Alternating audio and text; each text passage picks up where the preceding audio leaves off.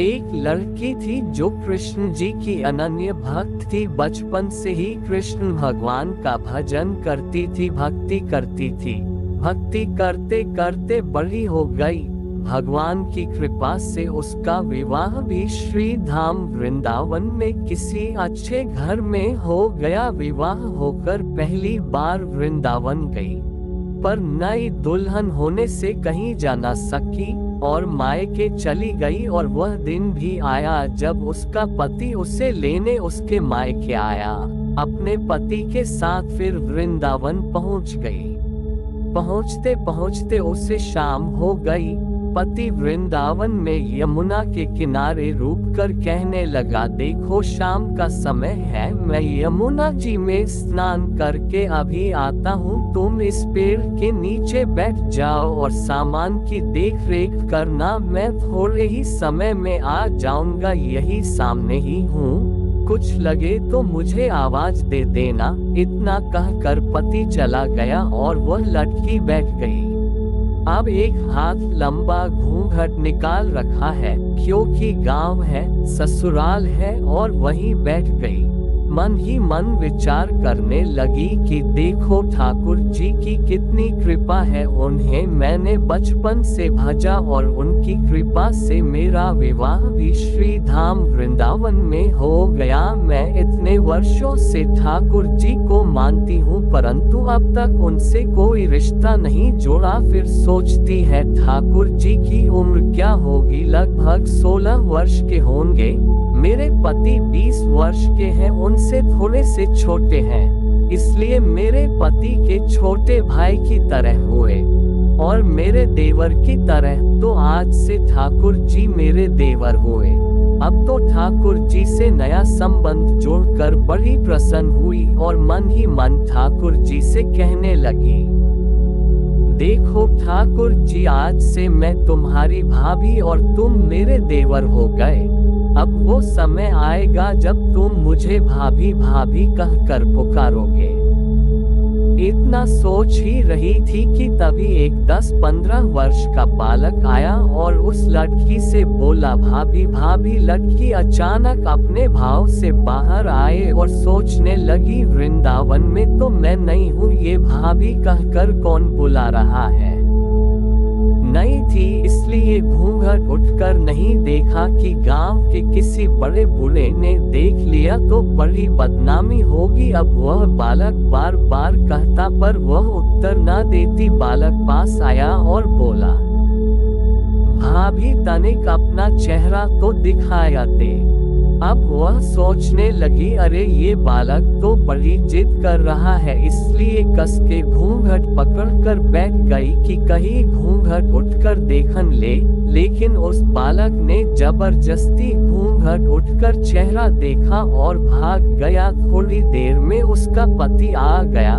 उसने सारी बात अपने पति से कही। पति ने कहा, तुमने मुझे आवाज क्यों नहीं दी? लड़की बोली, वह तो इतने में भाग ही गया था। पति बोला, चिंता मत करो, वृंदावन बहुत बड़ा थोड़े ही है। कभी किसी गली में खेलता मिल गया तो हड्डी पसली एक कर दूंगा, फिर कभी ऐसा नहीं कर सकेगा। तुम्हें जहां भी दिखे मुझे जरूर बताना।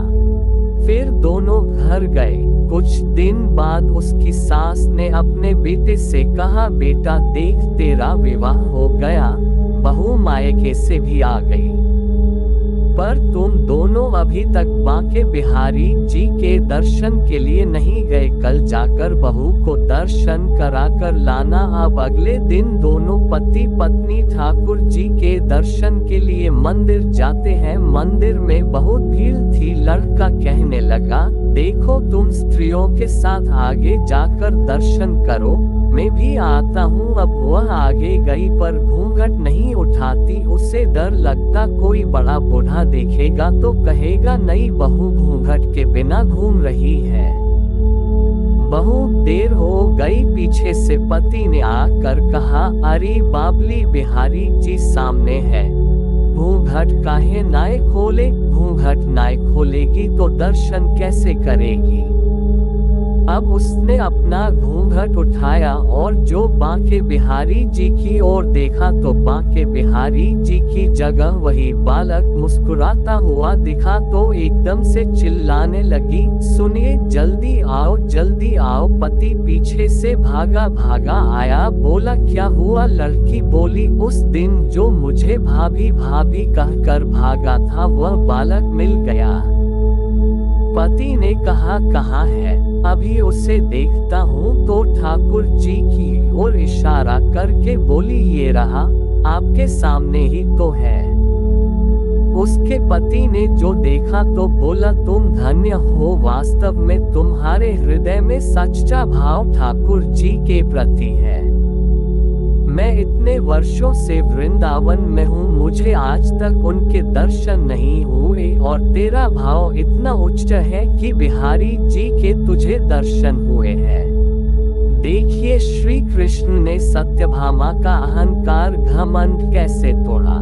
एक बार भगवान श्री कृष्ण के जन्म दिवस के अवसर पर सत्यभामा ने सोचा कि वो सबको दिखाएगी कि वो कृष्ण को कितना प्यार करती थी।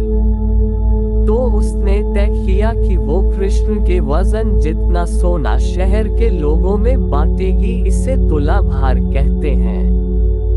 ये मंदिरों में होता है, लोग एक बड़ी तराजू में अपने वजन के बराबर का मक्खन, घी या चावल या कुछ और रखकर वो चीज लोगों में बांटते हैं। चावल, नमक, दाल या सोना या वो कुछ भी आप दे सकते हैं जो देना चाहें। ये प्राचीन परंपरा हमारी संस्कृति का एक हिस्सा है। सत्यभामा ने तुला भार की व्यवस्था की। लोग बहुत प्रभावित हुए पर कृष्ण पर इन बातों का कोई असर नहीं हुआ। वे जाकर तराजू के एक पलड़े पर बैठ गए। सत्यभामा जानती थी कि उनका वजन लगभग कितना है और उसने उतना सोना तैयार ही रखा था। पर जब उसने सब सोना दूसरे पलड़े पर रखा तो कांटा जरा भी नहीं हिला, कृष्ण का पलड़ा थोड़ा भी ऊपर नहीं हुआ। ऐसा ही कुछ तब भी हुआ था जब कृष्ण एक शिशु थे। एक राक्षस आकर उन्हें ले जाने लगा। तब कृष्ण ने अपना वजन इतना बढ़ा लिया कि राक्षस वहीं गिर पड़ा और कृष्ण ने उसके ऊपर बैठकर उसे कुचलकर मार डाला। तो इस बार भी कृष्ण अपना वजन बढ़ाकर तराजू में बैठ गए।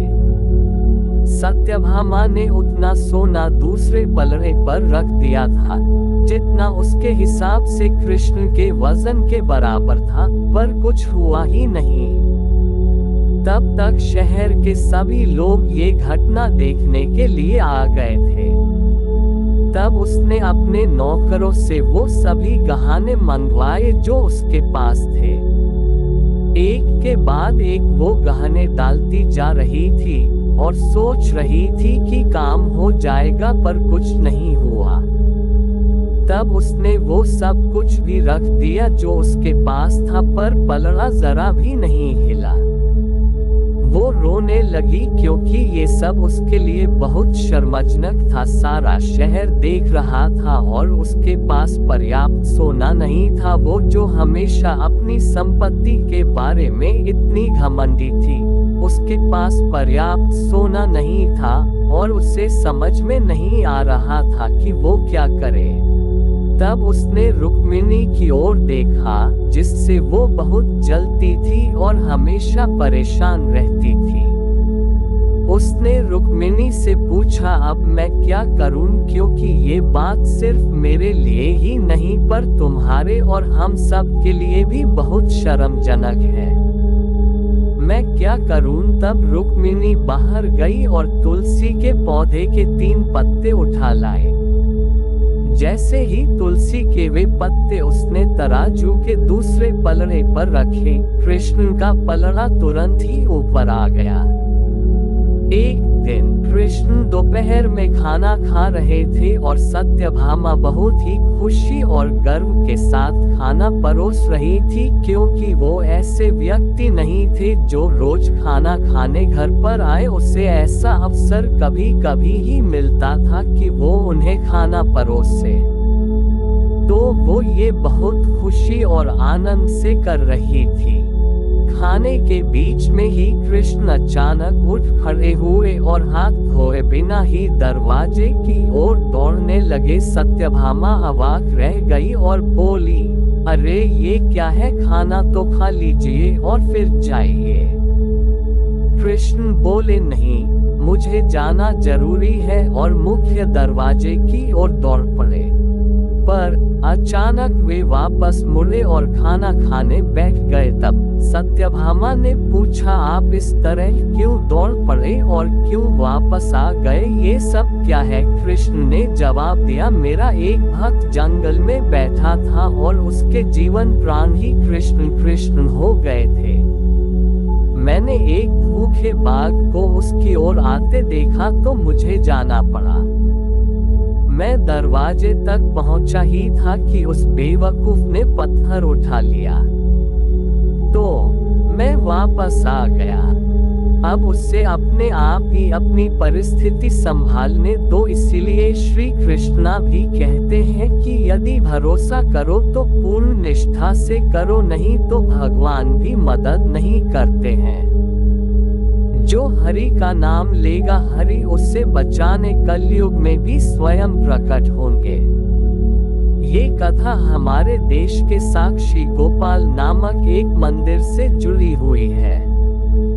कथा के अनुसार एक बार दो ब्राह्मण वृंदावन की यात्रा पर निकले।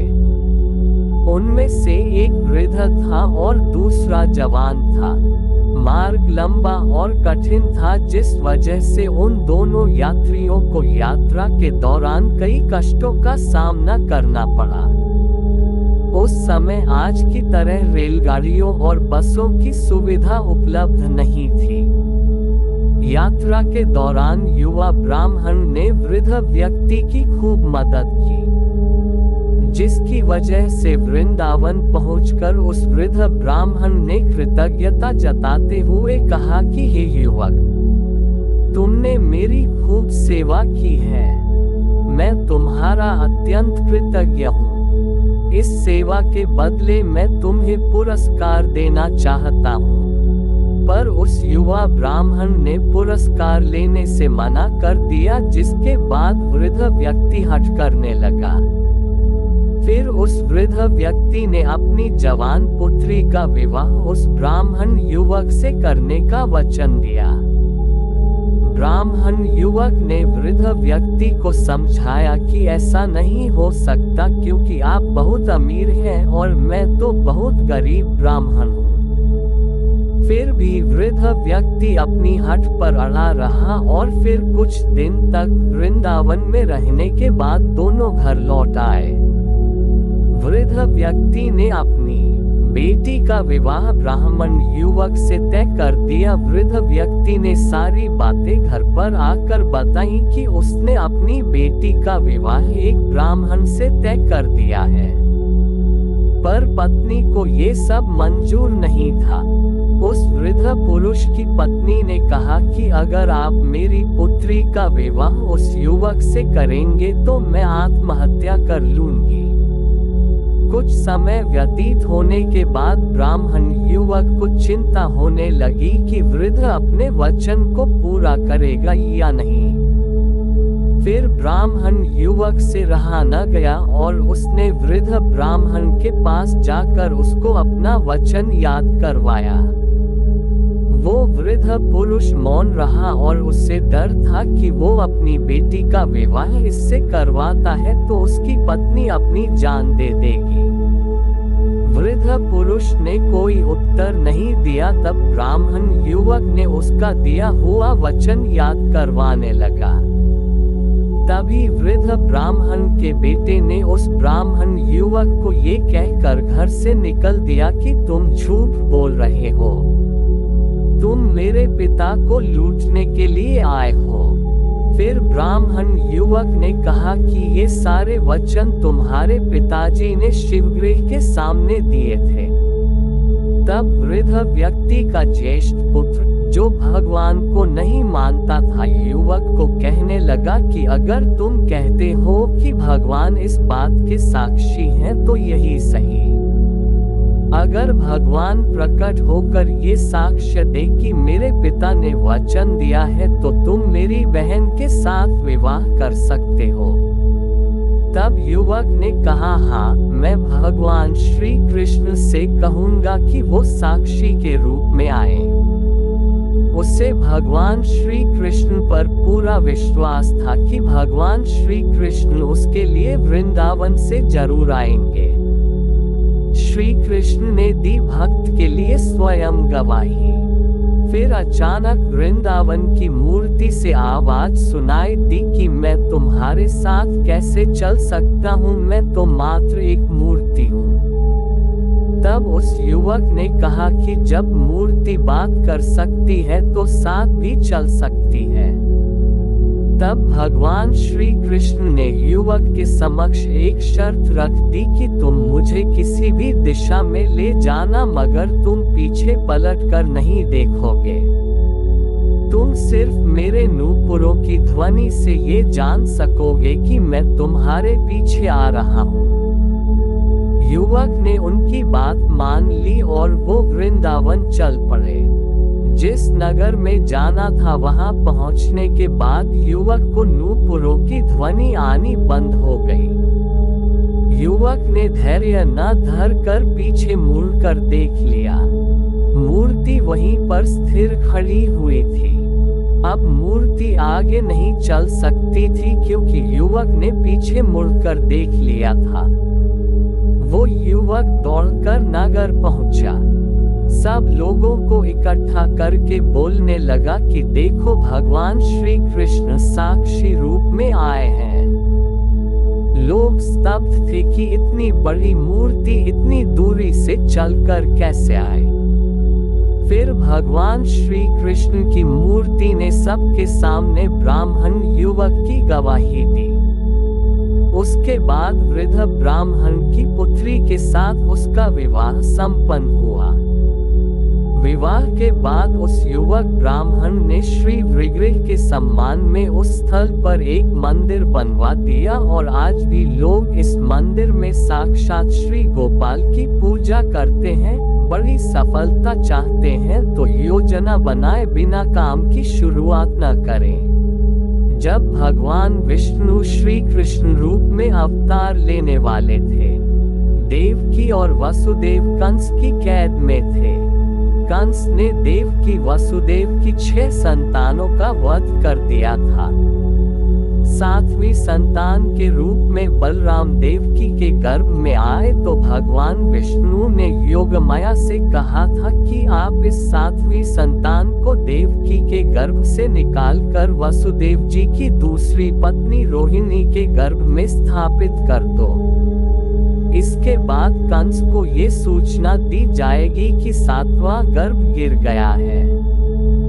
योगमाया ने ऐसा ही किया। इसके बाद जब 8वीं संतान के जन्म का समय आया तो भगवान ने योगमाया से कहा कि अब मेरे अवतार लेने का समय आ गया है। जब मेरे अवतार का जन्म होगा, ठीक उसी समय आप गोकुल में यशोदा के गर्भ से जन्म लेना।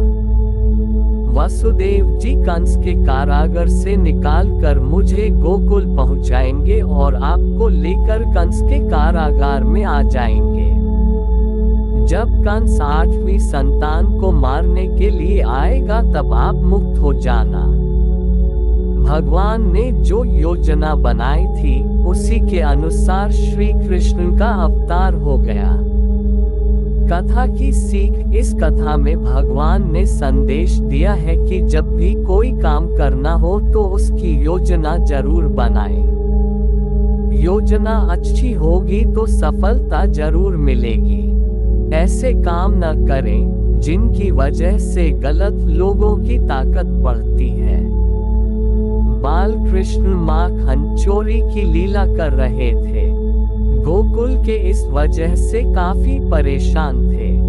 एक दिन गांव के नंद बाबा और यशोदा के पास पहुंचे और कान्हा की शिकायत करने लगे। नंद बाबा ने कृष्ण से पूछा कि तुम माखन चोरी क्यों करते हो, जबकि हमारे घर में तो बहुत माखन है।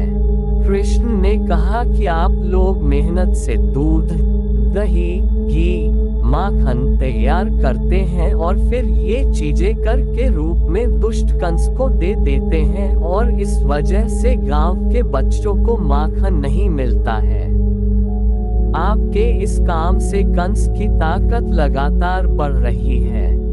अगर आप कंस को कर देना नहीं रोकेंगे तो मैं तोड़ फोड़ करता रहूंगा, ताकि ये माखन कंस के पास न पहुंचे और गांव के बच्चों को मिल सके। कथा की सीख। इस कथा में श्री कृष्ण ने संदेश दिया है कि हमें ऐसे काम नहीं करना चाहिए जिनकी वजह से गलत लोगों की ताकत बढ़ती है।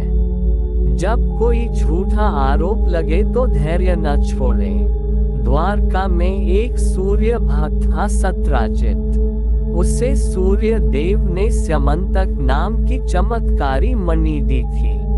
ये मणि रोज 20 तोला सोना उगलती थी। एक दिन श्री कृष्ण ने सत्यराजित से कहा कि आप ये मणि राजकोष में देंगे तो इससे मिले धन से प्रजा की अच्छी देखभाल हो सकेगी। सत्यराजित ने श्री कृष्ण को मणि देने से मना कर दिया। इस घटना के कुछ दिन बाद सत्यराजित के भाई प्रसेनजित ने मणि चुरा ली। प्रसेनजित मणि लेकर जंगल में भाग गया। जंगल में एक शेर ने प्रसेनजित को मार दिया और खा गया। मणि जंगल में ही गिर गई। सत्यराजित को जब प्रसेनजित और अपनी मणि नहीं मिली तो उसने श्री कृष्ण पर आरोप लगा दिया कि कृष्ण ने ही मेरी मणि चुराई है और मेरे भाई की हत्या कर दी है। श्री कृष्ण पर चोरी और हत्या का कलंक लग गया। श्री कृष्ण ने उस समय क्रोध नहीं किया, धैर्य बनाए रखा और इस आरोप को गलत साबित करने के लिए जंगल की ओर चल दिए। जंगल में श्री कृष्ण को शेर के पैरों के निशान दिखे और निशान के पास हड्डियों का ढेर दिखा। श्री कृष्ण समझ गए कि प्रसेनजित को शेर ने मार दिया है और मणि यहीं कहीं गिर गई है। श्री कृष्ण मणि खोजते हुए एक गुफा में पहुंच गए। गुफा में जामवंत रहते थे। श्री कृष्ण ने मणि मांगी तो जामवंत नहीं दी। इसके बाद दोनों का युद्ध हुआ। युद्ध में श्री कृष्ण जीत गए। जामवंत समझ गए कि ये भगवान श्री राम के ही अवतार हैं। इसके बाद जामवंत ने मणि श्री कृष्ण को दे दी और अपनी पुत्री जामवंती का विवाह भी भगवान के साथ कर दिया। द्वारका लौटकर श्री कृष्ण ने वह मणि जामवंत से लेकर सत्यराजित को दे दी और पूरी सच्चाई बता दी। सत्यराजित को अपनी गलती पर बहुत पछतावा हुआ। कथा की सीख। हमारे ऊपर जब भी झूठे आरोप लगे तो हमें धैर्य नहीं छोड़ना चाहिए, बल्कि शांति से पूरी बात समझें और आरोपों को झूठा साबित करें। कभी भी अपने बल पर घमंड न करें और दूसरों को कमजोर न समझें। महाभारत युद्ध में अर्जुन और कर्ण आमने सामने थे। दोनों दिव्य अस्त्र शस्त्रों से लड़ रहे थे। जब जब अर्जुन के तीर के कर्ण के रथ पर लग रहे थे तो कर्ण का रथ बहुत पीछे खिसक रहा था। दूसरी ओर जब जब कर्ण के तीर अर्जुन के रथ पर लगते तो उसका रथ थोड़ा सा ही पीछे खिसकता था। ये देखकर अर्जुन को घमंड हो गया कि उसके बाणों में ज्यादा शक्ति है। अर्जुन ने ये बात श्री कृष्ण से कही तो भगवान ने कहा कि तुम्हारे बाणों से ज्यादा शक्ति कर्ण के बाणों में है। भगवान की बात सुनकर अर्जुन ने कहा कि ये कैसे संभव है, मेरा रथ तो थोड़ा सा ही पीछे खिसक रहा है। श्री कृष्ण ने कहा कि तुम्हारे रथ पर मैं स्वयं बैठा हूँ, ऊपर ध्वजा पर हनुमान जी विराजित हैं। तुम्हारे रथ के पहिए को शेषनाग ने थाम रखा है। इतना होने के बाद भी कर्ण के बाण के ये रथ पीछे खिसक रहा है, तो इसका मतलब यही है कि उसके बाणों में ज्यादा शक्ति है। ये बात सुनकर अर्जुन को अपनी गलती का एहसास हो गया और उसका घमंड टूट गया। कथा की सीख। इस कथा में श्री कृष्ण ने अर्जुन को सीख दी है कि कभी अपनी शक्ति का घमंड न करें और शत्रु को कमजोर न समझें। कान्हा और कुम्हार की रोचक पौराणिक कथा। प्रभु श्री कृष्ण ने गोपियों के साथ बहुत सी लीला की है। श्री कृष्ण गोपियों की मटकी फोड़ते और माखन चुराते और गोपियां श्री कृष्ण का उलाहना लेकर यशोदा मैया के पास जाती। ऐसा बहुत बार हुआ। एक बार की बात है कि यशोदा मैया प्रभु श्री कृष्ण के उलाहनों से तंग आ गई और छड़ी लेकर श्री कृष्ण की ओर दौड़ी। जब प्रभु ने अपनी मैया को क्रोध में देखा तो वह अपना बचाव करने के लिए भागने लगे। भागते भागते श्री कृष्ण एक कुम्हार के पास पहुँचे।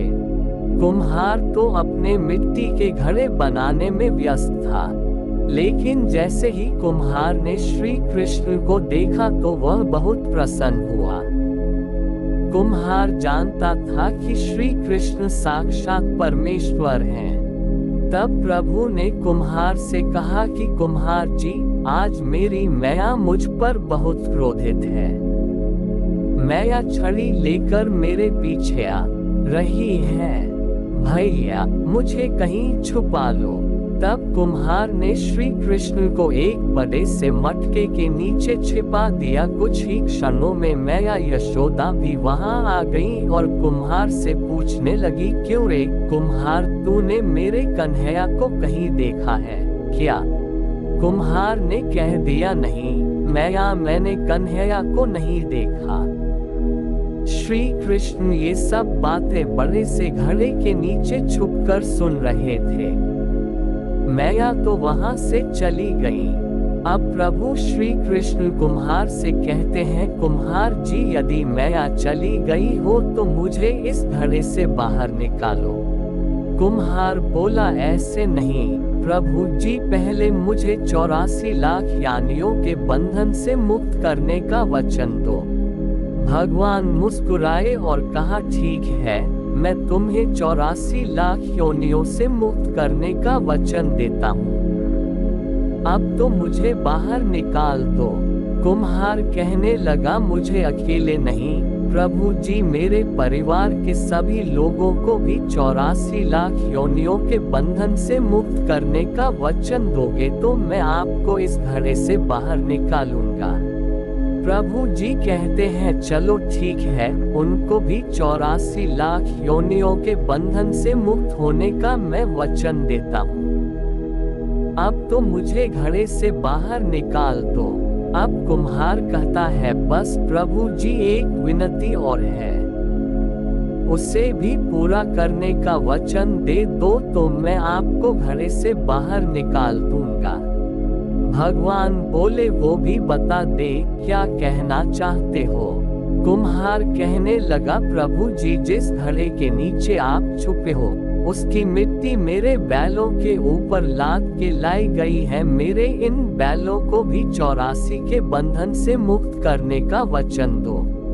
भगवान ने कुम्हार के प्रेम पर प्रसन्न होकर उन बैलों को भी 84 के बंधन से मुक्त होने का वचन दिया। प्रभु बोले, अब तो तुम्हारी सब इच्छा पूरी हो गई, अब तो मुझे घड़े से बाहर निकाल दो। तब कुम्हार कहता है, अभी नहीं भगवान बस एक अंतिम इच्छा और है, उसे भी पूरा कर दीजिए, और वो ये है जो भी प्राणी हम दोनों के बीच के इस संवाद को सुनेगा उसे भी आप 84 लाख योनियों के बंधन से मुक्त करोगे। बस ये वचन दे दो तो मैं आपको इस घड़े से बाहर निकाल दूंगा। कुम्हार की प्रेम भरी बातों को सुनकर प्रभु श्री कृष्ण बहुत खुश हुए और कुम्हार की इस इच्छा को भी पूरा करने का वचन दिया। फिर कुम्हार ने बाल श्री कृष्ण को घड़े से बाहर निकाल दिया, उनके चरणों में साष्टांग प्रणाम किया, प्रभु जी के चरण धोए और चरणामृत लिया, अपनी पूरी झोपड़ी में चरणामृत का छिड़काव किया और प्रभु जी के गले लगकर इतना रोए कि प्रभु में ही विलीन हो गए। जरा सोचें, जो बाल श्री कृष्ण 7 कोस लंबे चौड़े गोवर्धन पर्वत को अपनी इकाई अंगुली पर उठा सकते हैं, तो क्या वो एक घड़ा नहीं उठा सकते थे? लेकिन बिना प्रेम रीझे नहीं नटवर नंद किशोर। कोई कितने भी यज्ञ करे, अनुष्ठान करे, कितना भी दान करे, चाहे कितनी भी भक्ति करे, लेकिन जब तक मन में प्राणी मात्र के लिए प्रेम नहीं होगा, प्रभु श्री कृष्ण मिल नहीं सकते।